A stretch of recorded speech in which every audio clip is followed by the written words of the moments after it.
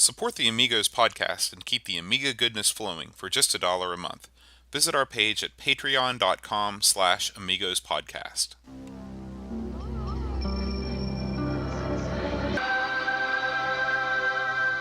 Amiga, the first personal computer that gives you a creative edge. Amigos, the podcast about everything Amiga. Amigos is a proud member of the Throwback Network, your home for quality retro podcasts.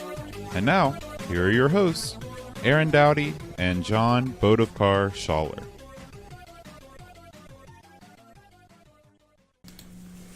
Hi everybody, welcome to Amigos. I'm John. And I'm Aaron. And today we're going to be talking about Seek and Destroy. But before we do, we got some feedback from last. All right. This is actually a couple weeks old. It's from episode 100. We got a lot of warm wishes from people. Okay. So Duncan Stiles, who's joining us in the chat right now, he said, thoroughly enjoyed the 100th live show. I was away on a week's holiday down in Cornwall. Wouldn't it be great to go on a week's holiday in Cornwall? Cornwall. It sounds exotic. Yeah. And watched it there. It was good fun. Hope you do more UK time-friendly live shows in the future. Well, we're doing one now. Yeah, so. barely. Dreamcatcher wrote in, and he said, the only thing that could have improved the 100th show is if you faded out with a chorus of my fave Shania Twain number. Ugh. Waving flaming lighters, and I'll sing you this song. What? Ain't nothing better. We beat the odds together. I'm glad we didn't listen. Look at what we be missing.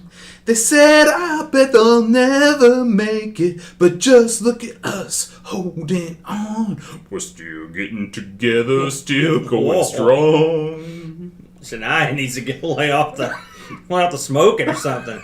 You know, the thing about Shania Twain, I'm not a big fan. She was hot, okay? But she couldn't sing. You can't sing and are not hot. I got none of the traits. You've got of Shania nothing. Twain. And what that song has to do with anything, I don't know. that's we should have been waving flaming lighters. And I'm too easy. Carry on. Mark Goodline wrote in, or Goodline, and he said, I was fortunate to be able to log in for the live stream of the 100th episode and was very enjoyable. This is the first time I have attended the live stream, and I think it's so cool that you guys even do this. Where I live, in the Rochester, New York area, we seem to have a shortage of Amiga enthusiasts. So it is great to be able to hang out virtually with other Amiga enthusiasts via your podcast stream and chat room. So now, aren't the Guru Meditation guys from up that way? Yeah. Well, yeah. In fact, Mark, is Anthony and who's the other Guru I think this guy, maybe he was at their... Here's what throws me. I just saw a party they threw with 8 million Amiga people at it. So it's hard to believe that these people all came from... wherever they are. I think they are. Aren't and they you saw that feed too. I was in there watching live. It was great. It was. I was so like, Mark, I'm so if jealous. you don't know about the Guru Meditation Amiga get together, then get on that, because there's a bunch of people up there in the. Of course, Rochester, New York. New York's such a big state. Sometimes we forget about that, and sometimes it can be hours. And I don't know where Rochester is. Do you remember who said, "Oh, Rochester"? No. No? Famous line? No. Okay, carry on. What is that from? Look it up. Okay, I will never look it up. So anyway, thanks for writing in, Mark. We appreciate it. Yes, and so feel free to come visit us. New York's only about, 1,000? I don't... Rochester, where is that? You were going in literally there. just... I know, but I wasn't paying attention. I was Okay. thinking about my line. Where is it, northern New York? Or I have no idea where it is, and so... Why are you chastising me? Because I literally just said, I don't know where Rochester is. maybe you looked Sometimes it up. things in New York are... It's a big state. It is a big state. You're And literally diverse. quoting me verbatim. It's a diverse state. So why don't we just zoom right in with the news this week, Aaron? Well, this is a quick zoom because there hasn't been much going on that I've seen anyway. Basically, there's two things. I want to talk about one of these actually, because one of our wonderful buddies, Laurent Giroux, and I were talking. One of the things I saw is that Dungeon Master had been released as a PC executable. I don't think the company did this one. I think it was somebody else. And Laurent mentioned that he was disappointed that this had been released. And the reason he was disappointed, I guess, was because that he thought it was sort of like, ripping off the author. So I don't know if the author Well, has it been released for money? I mean, is it for sale? No, it's for free. Okay. It's for free. And so this brings up an interesting question, which we've sort of touched on over the years. We haven't talked about it for a while. How guilty or wrong should you feel about pulling this stuff down? Because the company just released another program as well this week, which I'll go ahead and mention now since we're on the subject. But and Laurent, he brought up a point here that this is something that that you could. I feel weird about it because I use an old pirate guy from way back, and of course also we're in the States.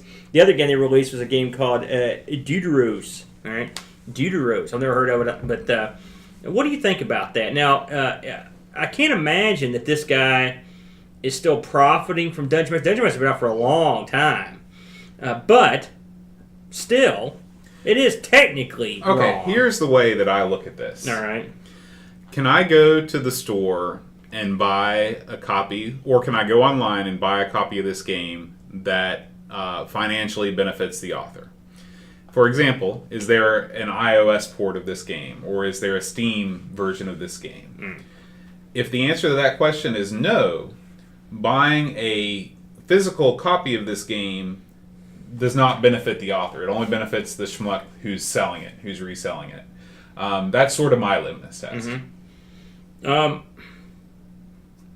The flip side of that is really we can't buy hardly anything over here, unless it's iOS or the online stuff. Well, most of the people that are still trying to make a buck off their old properties are making digital versions. I wonder how well stuff like that sells on an iOS. I wonder, or on a Steam store. I wonder what kind of action it gets. Like a game like Dungeon Master, which it's a good game, one we should have a look at some point.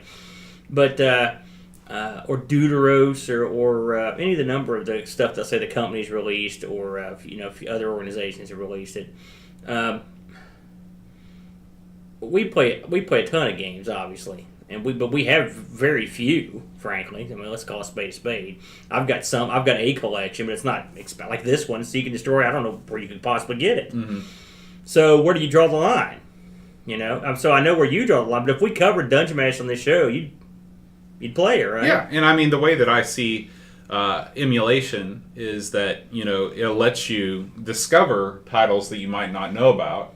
And if I really like, for example, I own the Cinemaware collection on Steam. Me too. Have I ever once opened it up or played with it? No, because if I'm going to play those games, I'm going to play them on WinUAE. Well, yeah, I have. I haven't it out. But I feel good that I've supported the people that made these games, and hopefully some of that money goes into the programmers' pockets. I think things like the Cinemaware Classics Wings and your Rocket Ranger and your Defender of the Crown, I'm always down. And I'll tell you something. I would, if I could walk into the store and buy any of these games now, I'd buy the hell out of them. I wish if I'd ever seen any of them in the store, I'd bought them. To me, I've always looked at it like these games are, 1,000 years old. I mean, there's got to be a limit sometime where you just say, listen, the game came out in '83 or something. Well, there is a limit, and it's like 75 to 100 years based on public domain law.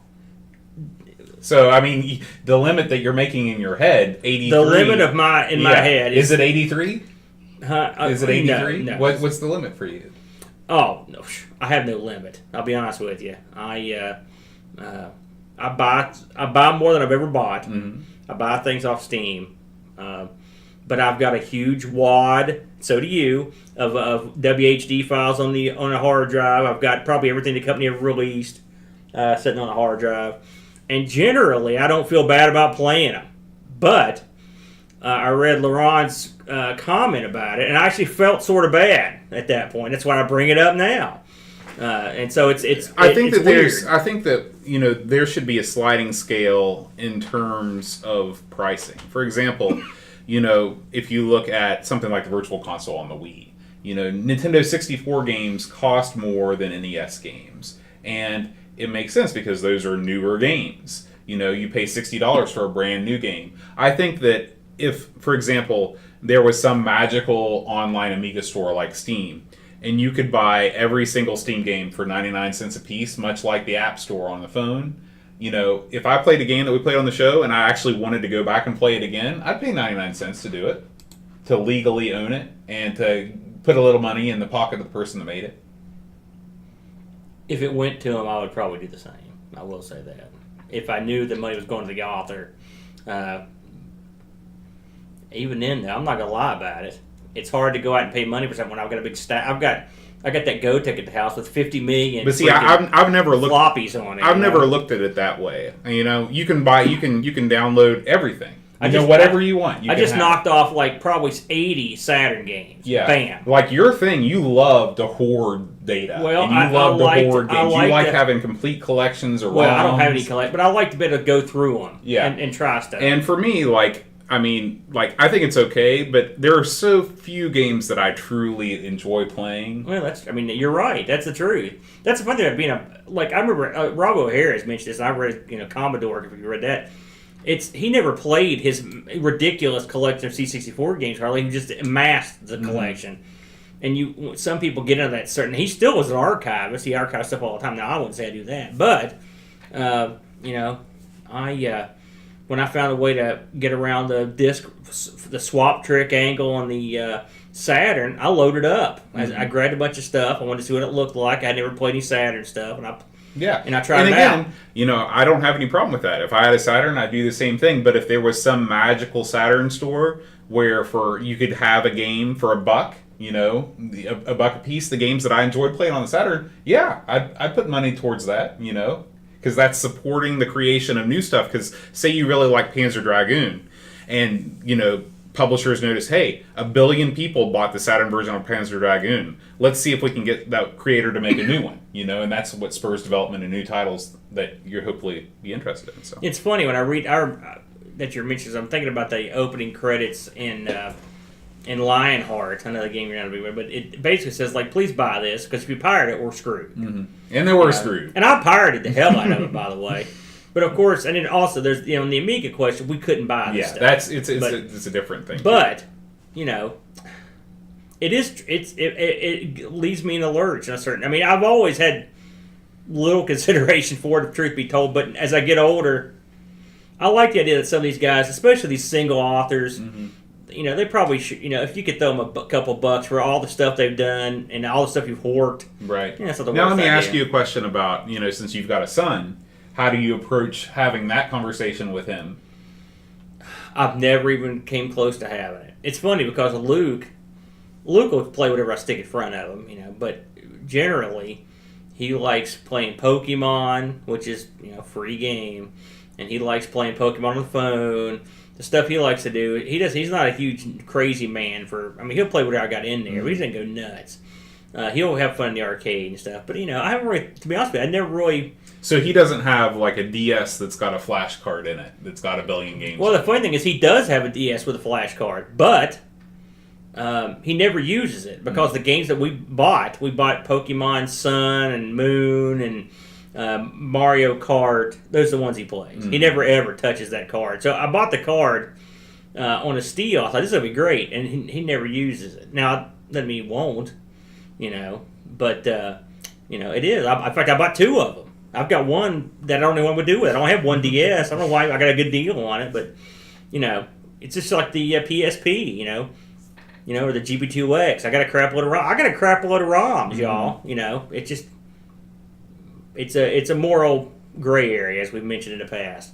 But Laurent, thanks for jarring my precious right and wrong feelings there. But hey, it brings up a good question, so I'll give the guy credit. In terms of other news, that's pretty much it. I guess I'll mention that we're in the process. So I've been, like I said, I had 2 court appearances last week and then was out of town. So I have had precious little time at home to mess around with Cloanto's Amiga Forever. That said, I did play this game on it this week, and generally, so far, I've had pretty good success. I'll be willing to to throw down a proper look at it, probably I'd say either next week or the week after, depending on how full the show is next week. But I would say upcoming, we'll probably sit down and finally go over that with a fine-tooth comb as best we can. Cool. We got a couple site updates. I hadn't even seen that. We just had up there. Yeah, this week I'm trying to pull everything up so I can quickly switch between in the professional way that our podcast operates. So the first thing is a Dreamcatcher article called No Future in the Past, and it's all about Renegade. And Renegade, I think it's the whole Renegade series, actually. Were you a fan of the Renegade series? No. Well, I bet I only played the first one in the arcade.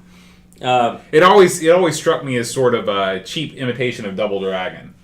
Well, yeah, kind of. It's not a game I like, to be honest with you.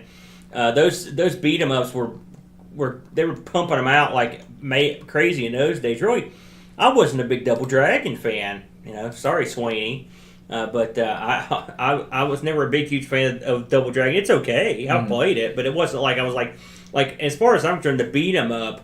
Like I used to own one called Crime Fighters, and it's sort of like it was like a more kicked up Renegade sort of, but I didn't like it either. I think I still own it actually, but the PCB. But really, I thought that when it comes to beat 'em ups, I thought Final Fight was probably one of the better ones in the arcade. Then they got a lot better after that. But I'm talking the early ones. When I first saw Final Fight, I'm like, wow, this is pretty good. This is not bad at all. Graphics were there and stuff. Also, Renegade to me, and also Crime Fighters, was just too hard, and it was a quarter sucker. Yeah. What about you? He had different versions on the spec. Yeah, I played those. I only played, I think it was Target Renegade on the NES. And at the time, I think I saw it before I even saw Double Dragon. And I thought, well, this is really cool. It was like being able to roam around in a pseudo 3D environment and punch the heck out of guys. But once I played some of the Double Dragons, I tended to like those better. It seemed like there was a wider variety of moves and more destructible environments and things like that. Yeah. The funny thing about those games, though, and I will say this, they're a good diversion for a few minutes. And if they allow multiplayer, the more the better. Yeah. That always makes it a lot more fun. I mean, like, if you played, like, the Teenage Mutant Ninja Turtle series, that was a fun series. Or the X-Men. They cranked out a all big those, of them. all those multiplayer beat-em-ups are great. The Avengers. The Simpsons, weird one. That's a real weird They're game. all cut from the same cloth. Yeah, they are. I think those are all Konami. A lot of them. Yeah. Yeah. But, so that's the first update. And then the second update is we have a new quiz. A new Amigos quiz. I took this quiz just last night. So check this out. This is Name the Amiga Sports Game. And so Chris Folds has put this up, and this has been a very popular article. You've got a bunch of screenshots, and then you get immediate response. I love it, or hate it, depending. Yeah. So if we say that this is Advanced Ski Simulator, boom, correct. So this actually gave me a lot of ideas for future titles, because we haven't done a sports game in a while. And it might be kind of fun to do a tennis game or something like that. Sure, and I had a tennis game. It was a favorite of mine, but I can't remember the name of it, so I'll have to look it back up. But it was a good game. And actually, it's funny, I did an Amigos play on a tennis game that I never posted because it was just so bloody boring, and I was so bad at the game. I thought, man, who would want to watch this? Yeah. I try to at least be fairly competent when I do the Amigos plays, but this one's really bad. So, yeah. Yeah, I did. Have you taken the quiz yet? I took the quiz. I think I got 6 out of 10. I got 7 out of 10. Yeah. So there were a couple that I was totally lost. Well, when you a got lot of into the racing titles. Also when you got into like the sports that aren't prominent in America, right? The cricket games and things like that. And those soccer games. I mean, good grief, you could be any of them. Some of those. That's true. And that one was particularly tricky. That I think it was like Italy '90 losers, Italy '90. I was just like. I thought to myself, did you put losers in the name of your game or winners? Maybe it was winners. Right, probably not losers. Hey, are we going to mention our site of the week? Yeah. We talked about. Let's do that. Okay, well, our site. So this Why don't is. you explain this? Okay, to so Aaron actually came up with this idea. So why don't you talk about it? Since you Okay, came up well, with it? see, this plays into my guilt.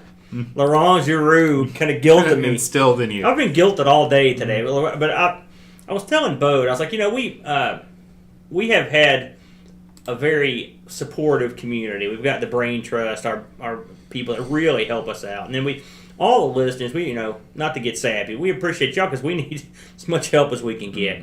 But one thing we've leaned on heavily over the years is just a lot of different websites that, especially when you're coming from a angle like we are. It's not like we can I can't call up Bob and be like, hey, Bob, what was the name of that game that came out in 87 with the puppet? Well, who knows? But there is no Bob, right? So we have to lean on a lot of different websites for information and and sometimes we lean on various sources for screenshots or video.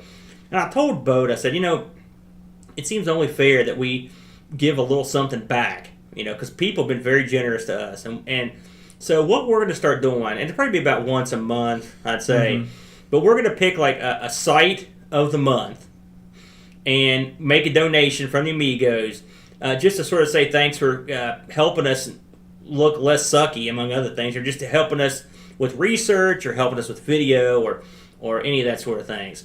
And so I think we both agreed on the one we're going to do this month, Bo. When you want to reveal this month's winner? So this week's site of the month is Lemon Amiga. Yes. So Lemon is the first place that I always look for when I'm looking for Amiga. The very first place I go, yes, every day. It's great because it combines reviews with information about the game. So say if we type in this week's game, Seek and Destroy, you can look. They have both versions. It's what I really like about it is that it has fully indexed genres. So, say if you're looking to compare Seek and Destroy with other shoot 'em ups that are multi-scrolling, just click on that and you have a whole bunch of other options. So that helps me kind of look at some of the comparable games. All of the magazine reviews are laid out here. They've got a lot of the documents scanned.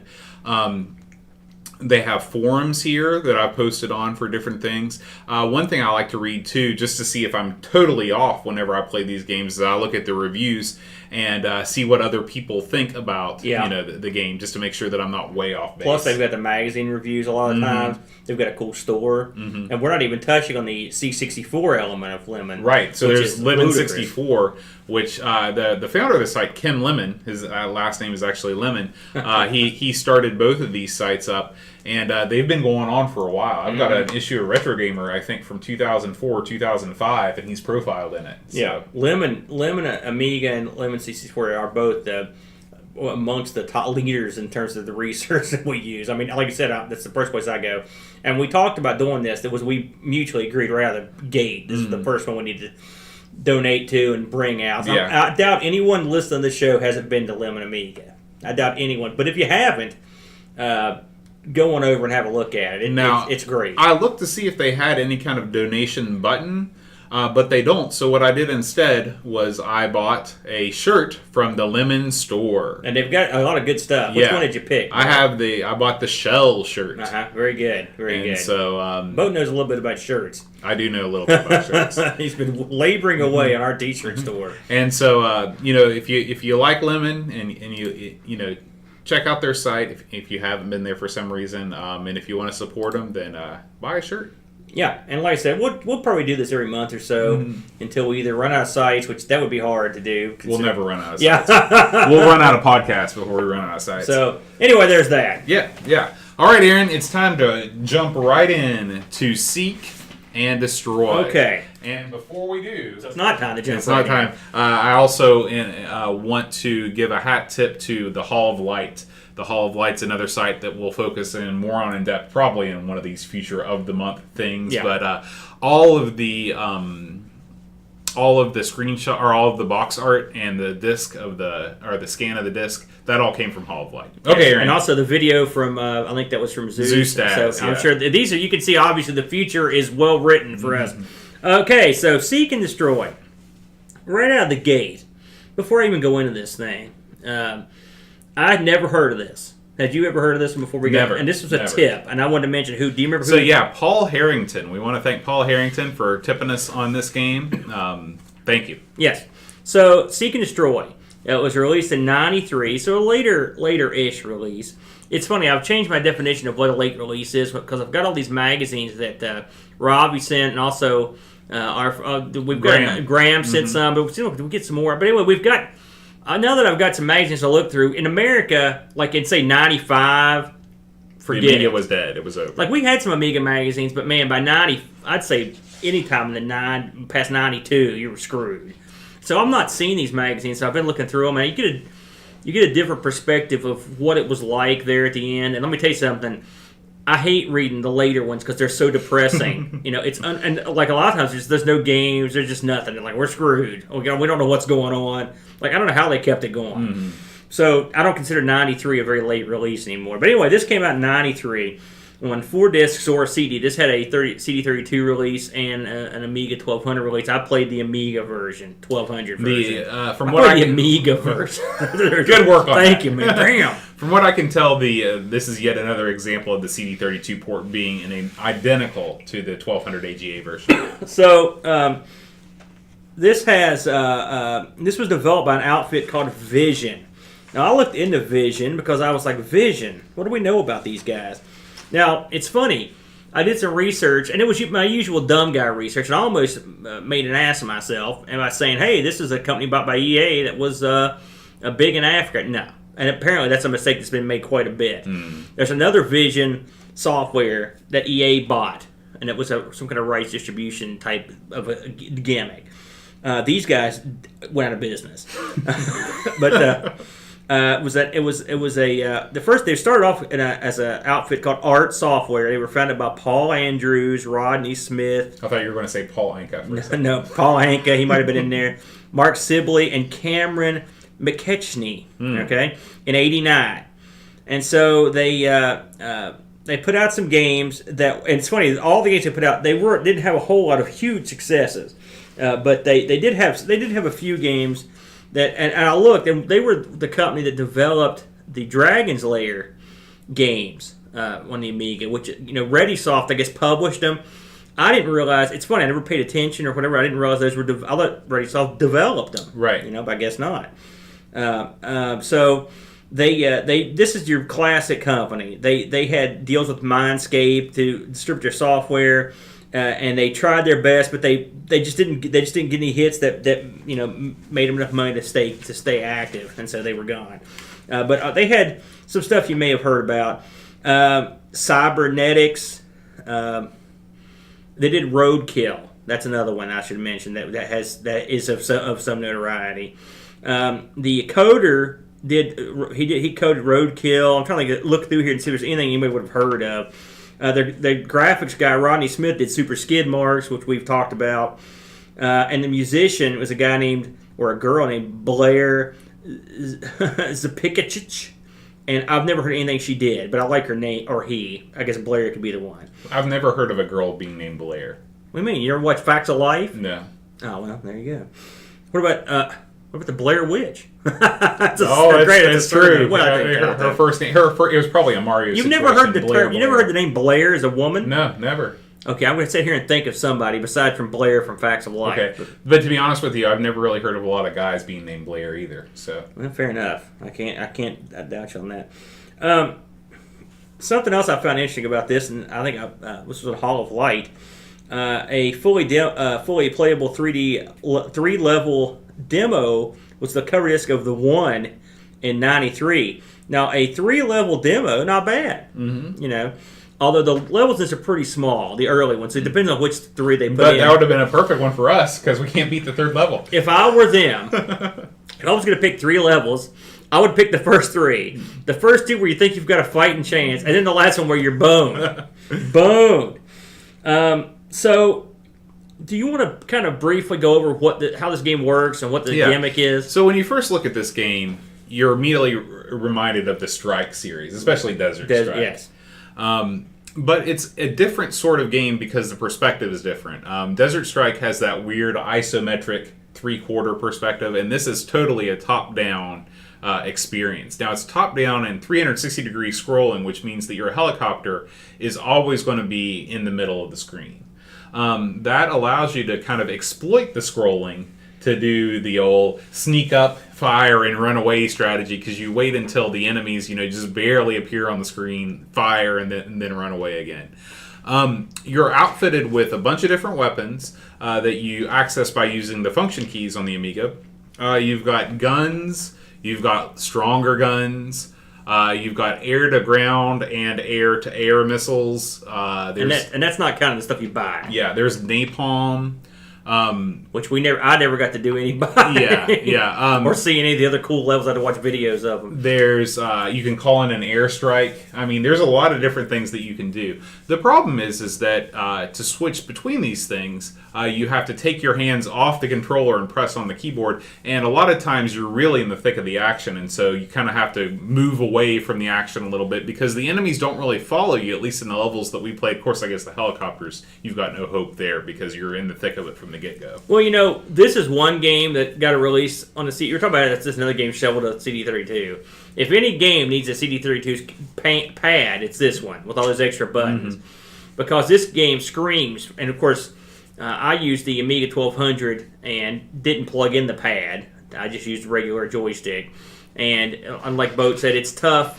It's tough to control the stick and the weapons. Now, when me and Boat played it together, we were doing okay when Boat was doing all the keyboard stuff and I was just steering and shooting. It was actually pretty fun. Although it was fun for me. I don't know how much fun you were having. I was having a good time. But the neat thing about this game, and sort of what separates it from the Desert Strike and all those other ones, is that there's a store. You can go in there and you can buy different upgrades for your weapons. And I think there are 3 upgrade levels. And you can buy ammo. You can buy however much ammo you want to buy, and I guess you get and again, it's funny because I only got to the 3rd level of this, and I had to watch the video to see any of the extra levels and stuff. But you pick up, I guess it looked like gold medals or gold badges or something like that for money. It's something like that. Yeah, and then but you take these in the store and you can upgrade your thing, and you definitely need to upgrade it because it gets the action goes from very timid or tepid to brutal by the time you hit the 3rd level. There are missions set in the desert, which is where you start out. There's also missions in the jungle, over the ocean, and in snow. So pretty good terrain selection there. They covered all their bases. The missions that I saw, the ones that I actually performed on, were pretty basic. It's just like I said, the amount of stuff going on in the 3rd level, and really even the 2nd level. Like Boat said, this game reminds me of if Desert Strike and I don't know, Time Pilot or something had a kid. Whereas in Desert Strike, your chopper will move across the screen to a point, and then there's a multiple scroll. In this, your chopper stays in the middle, and the whole screen moves all the time. It makes it more Time Pilot-y. The thing that this doesn't do that Time Pilot did more successfully is the targets are moving around too quick for me. Now, I'm old, and I'm sure people are good at this. And I will say, admittedly, full disclosure, I didn't get to play this as much as I normally would, given my schedule this week. But I did give it a good run. But I had a heck of a time. I could clear the first levels easily. In the 3rd level, I could get some headway, but I just got mashed. overwhelmed.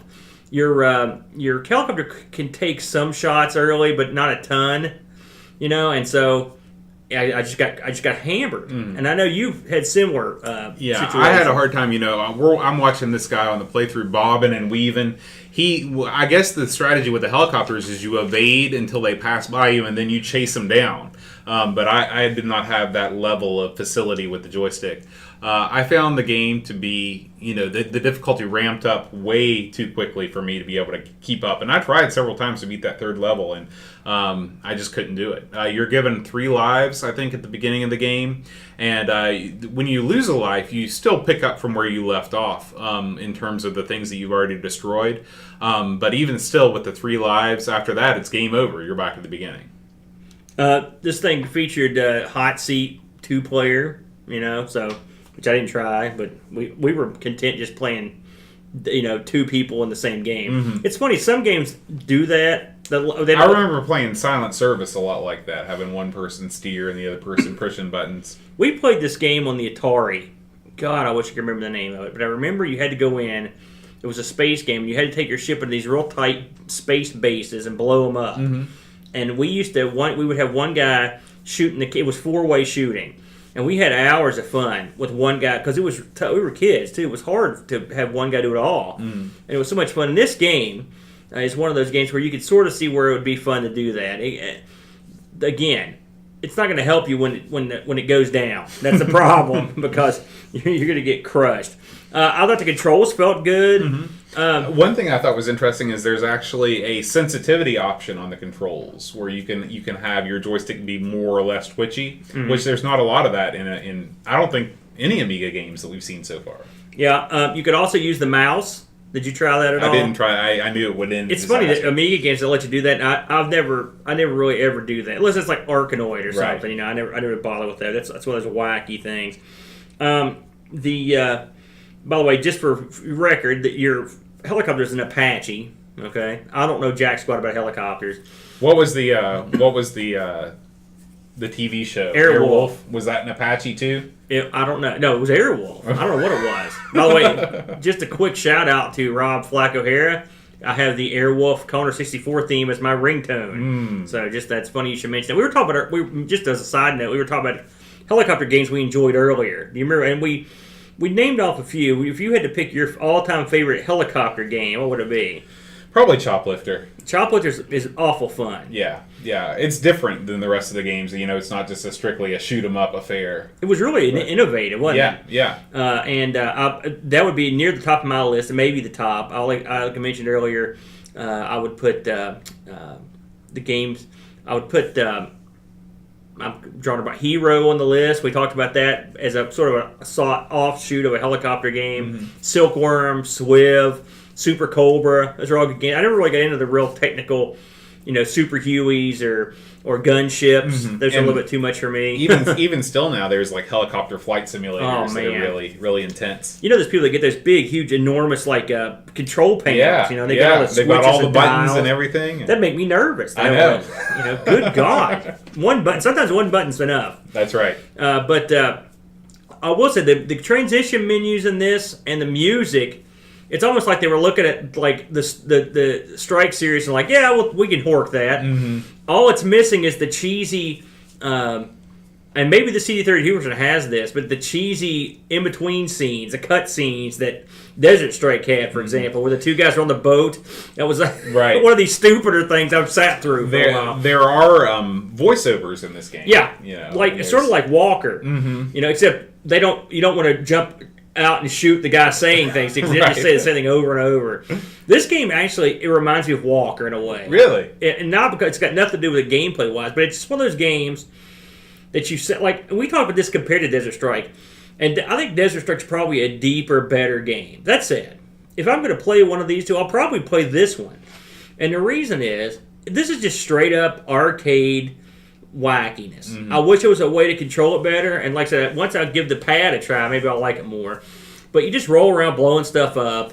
It's fun, it's simple, and the perspective is interesting. I mean, and I will say, graphically, it's not as sharp or as detailed as Desert Strike, for example, but the way it looks and the control of the chopper, I think, is much better. And it's funny that you mentioned that because I've got a comparison pulled up here of both the DOS version and the Amiga version, and you're going to see this is definitely comes from that mid '90s period of time where the PC really started to pull away from the Amiga. Oh yeah. There's a sharpness to the graphics and a level of detail that you just didn't get on the Amiga, and it might be because maybe this was originally a PC game that got ported, or you load out your ship before you go out. There's a lot more to do before the game starts. And once the gameplay does start going, you'll see how much more sharp and detailed. I mean, there's no comparison in those graphics there. And I will say this was a PC port from everything I read. And that much said, though, this will run on the OCS and look pretty darn good doing it. Now, however, this is the AGA upgraded version that we're looking at. Well, one thing about this particular game, when you put the disc in, it would detect if you had AGA. So it actually, from what I read, one set of discs contained both. So I didn't bother to play the OCS version, so I don't know how much of a hit it took. Yeah, but if this is the best that the Amiga version has, it really pales in comparison. But again, this is just during that VGA period of PC where the Amiga did not make the necessary improvements to be able to compete. You can see the major difference looking at these screens is the resolution. Yeah, and that's just the way it is. And the Amiga ran on the TV, and this thing ran on a monitor. Mm-hmm. It's just, and it had a video card, and that's just the way it was.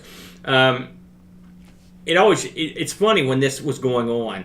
I remember a game for the PC called, I think it was called Tyrion or something. It was a Raptor. That's another one I remember. It was that. And when I saw this game on the PC, I thought, uh-oh, here they come. This is a quality shooter, for example. And you're right. There was a point, where the PC caught up. It should have never happened, but that's a whole other story. If Amiga would have if Commodore would have played it right, they should have just kept improving from where they were. But what are you gonna do? Yeah. So this game, let me look at my eBay situation on this. I had a go at trying to find this thing. Hold on 1 second here, and I did find it in the UK. By the way, this has had a U.S. release. I saw that on the history, so there was a U.S. release of this. In the UK, you can get the disc for $13 or best offer. Not too bad. And then the CD32 version, this is really all over the map. I've seen it, and of course, CD32 version in box goes from somewhere between $22 and over $100, and people are, and it's sold for that, So I think you could probably get this cheaper, if you waited if you were looking for it. The bottom line, a fun game. It's nothing. I mean, we talked about it earlier. There's nothing that I would consider standout about it. How did this review? It reviewed okay. I guess let's see if these guys agree with us. So, Amiga Action, 85%. Pretty good score. I don't think we've ever talked about this magazine. And I saw it on here and I was like, what is this? You remember a magazine called Amiga Concept? No. I've never heard of that. It must be a European deal. 80% from them. And then here's another one. This game, Amiga Down Under. All right. Gave it 8 out of 10. So it looks like 80 is about the general score. Here's Amiga Dream. What? Amiga Dream. What was going on this week? Under 74%, Amiga Format 85. Boy, I'd love to have one copy of each one of those magazines and just make a display out of them. Yeah. Can you think of any other platform that had that many? Maybe in Europe, all platforms had 27 magazines devoted to them. That'd be a good question for next time, or if someone can chime in. Yeah, does the Specky have 20 magazines? Yeah. Does the Amstrad have 20 magazines? The Dragon? Write us at Amigos at amigospodcast.com and let us know if every platform in Europe had a bunch of different magazines devoted to it. Because in the States, maybe we're just not big readers like they are over there. I guess no comment. But like I said. Would I give this 8 out of 10? 7.5, I think maybe is about right. A C, a little bit. A C plus, maybe a B. It's okay. If I could get further into it, this is why we don't do reviews, because I'm not good enough to get far enough into it to even see the other levels. How many games have we said that about? I know, but I just had to throw it in there. I know it drives you nuts, Bode. I know. But anyway, your thoughts. Your closing thoughts on this particular The title. same thing. I'd rather play this than Jungle Strike or Urban Strike or Desert Strike or any of the Strike games, just because it's a little bit easier to jump into. It's got fast action. But the next time I play, I think I'm going to try and find a level select code or some kind of a cheat that makes things a little bit better on me. Agreed. Yeah. Well, before we go, we have a special feature. Oh, boy. It's so special I didn't know about it. Yeah, this was actually submitted for episode 100, but I kind of forgot to put it into the outline. Can't imagine how that happened. Yeah, so these was submitted by Chris Folds, and these are just quick fire questions. You mean Chris Folds? That's that right. Guy? That's right. So there's a set of questions. I'm reading this right now. This is 5 questions with 2 answers to choose from for John to be asked by Aaron. So Okay. you read me the question and then All tell right. me the choices, and I'll tell you. They're quick Okay. fire, just like You can take one game to a desert island, and the lead character must have amazing hair. Do you pick Lionheart or Thundercats? Thundercats. Are you kidding me? No, I'm kidding. It's Lionheart. I will beat you with this tablet. You are offered a choice between two mint arcade machines. Do you pick full set down Star Wars, a color vector, a signed Mr. Do Run Run? That's no question. Sign Mr. Do Run I Run. knew you'd say that. You're a fool, Bo. A fool. Resale value, I could sell the Star Wars cabin by 20 Yes. Do Run Runs. Which of the following do you think? I think Do Run Run was always a kid. Yeah. Which of the following do you think would have made the Amiga better? More non-UK developers, so games weren't so stupid, hard, giving a more enjoyable. So you see what I did there? Yeah. Weren't so stupid hard, giving a more enjoyable experience to the casual gamer. That's option one. Option two, a multi-button pad shipped with the computer. Oh, definitely a multi-button pad, because you can always find people that develop better games, but you can't hardware designers for your platform. You can't just stick on there. I think we answered this next question, but what the hell? Favorite Amiga platform or Adams Family or BC Kid? Adams Family. Yeah, I knew that one. Which retro computer would you like the most? Oh, Fraser finished the question. The iMac G3 or the Sharp X68K? Oh, I'd rather have the Sharp. Hell yeah, you would. Yeah, that's a much better game. Oh, machine. man. Okay. What would we do with one of those? We had it. Just stare at it. Like, what is Stare this at thing? it and wonder. How does it work? Okay, here's 5 questions with 2 answers to choose from for Aaron to be asked by John. All right. Okay. Favorite Amiga soccer game, Sensible Soccer or Kickoff? Sensible Soccer, no question. Which is the best, Nintendo or Sega? Well, one's still making consoles, so I'm going to go with Nintendo on that one. Okay. Which of the following do you think you would have made the Amiga 1200 better? More memory and a cartridge slot for games, a multi-button pad shipped with the controller? Oh, the pad. Although, a cartridge slot would have been a good idea. That's one thing. The Atari had one. The C64 had one. Why did the Amiga never have a cartridge slot? Well, I think by the time the 16-bit generation rolled around, no computers had cartridge slots. The Nintendo 64 had one. We're talking about computers, not I know, consoles. but still. Name a 16-bit computer that has a cartridge slot. Sharp 68,000. That's an 8-bit computer. I don't know if it has All one right. anyway. Don't put me on the way. He didn't say question me further. That's true. Which of these is the better fighting game on the Amiga? Rise of the Robots or Street Fighter 2? That's a tough one. You got to go Street Fighter 2. All right. At least you can pick who you want to play. That's true. That's true. Which of the following British computers would you most like to own? Acorn Archimedes or Amstrad CPC? You know, I've got to say Acorn Archimedes. That's right. I know Amstrad fans are dying, but and to be That's honest the with official you, grail of the Amigos. you know, my knowledge of Amstrad is solely based on what I've heard on Retro Asylum. That's I mean, literally, I don't have any other working knowledge of. I mean, the Amstrad is of all the computers in the UK. That's the one that's nothing, nothing like. Yeah. Even the ZX Spectrum, I believe, a version of it was released here. Yeah, the Timex, I don't think they released any of the. No, the Amstrad, their market was all in France. Maybe we could have had the Amstrad console get released over here. I think the Amstrad was in Germany. I think that was the Schneider. Oh my CPC. So yeah. So thank you, Chris, for that quiz. That was a lot of fun. That one. I think you did too. Yeah. And I just wanted to also call out Zeus Daz and La Mazmorra Abandoned for their in-game footage that we used in our comparison. What does that mean, Bo? I don't speak that language. Dadgummit. I believe that's Italian, but I'm not sure. Maybe somebody in the chat can answer.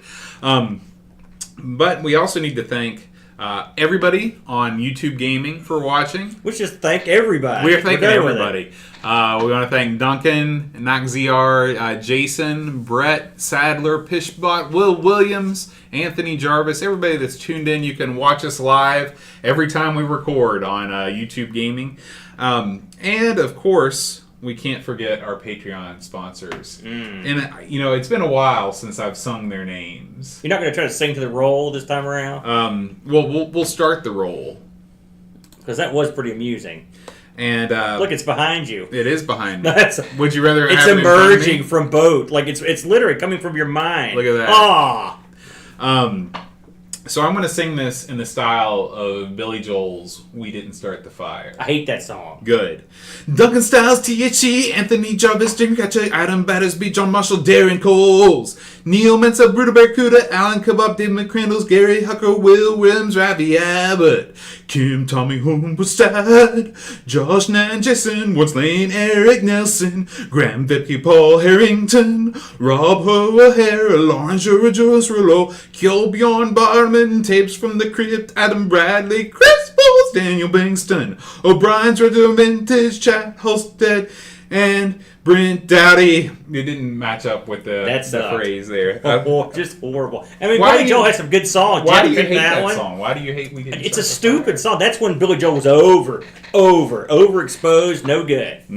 He can't even sing his own song. No good. Okay. You could have at least picked like Captain Jack or something. I love that song. He'll get That's you a high proper- tonight. That's right. That's what I hear anyway.